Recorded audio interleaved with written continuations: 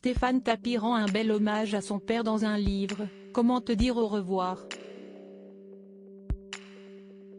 Dans les colonnes de Closer, le fils de Bernard Tapie en a profité pour tacler les prétendus amis de son père qui ne se sont manifestés qu'à la fin de la vie de celui-ci, dont un chroniqueur.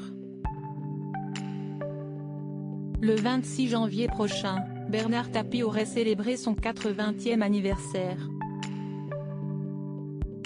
Un événement qu'aurait tellement aimé fêter ses enfants et sa femme Dominique.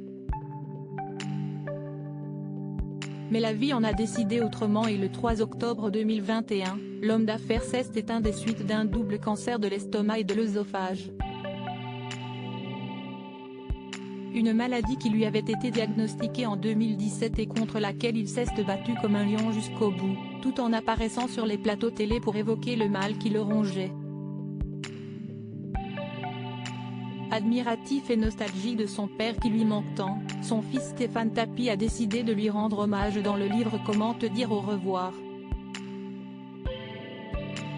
J'ai commencé à écrire il y a 7 ans, a-t-il confié dans les colonnes de Closer. C'était d'une extrême violence. J'avais besoin d'extérioriser ma haine envers moi-même, l'alcool, la société. Une fois la violence évacuée, j'ai réécrit certains passages de façon beaucoup plus douce et naturelle. Je ne parvenais pas à trouver la fin du livre.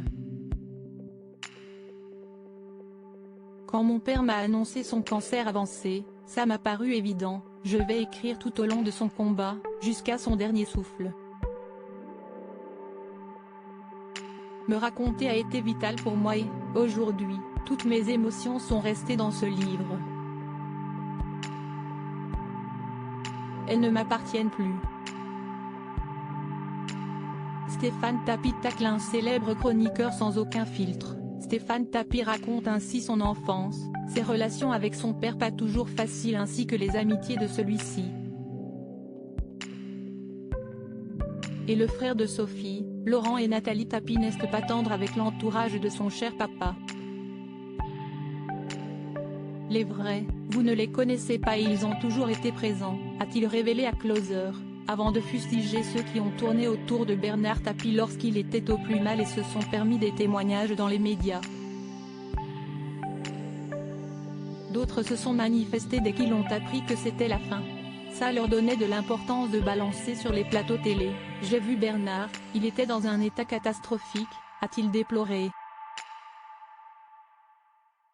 Et Stéphane Tapie vise particulièrement une personnalité. Je pense principalement à un chroniqueur qui fait souvent des UV, a-t-il déclaré.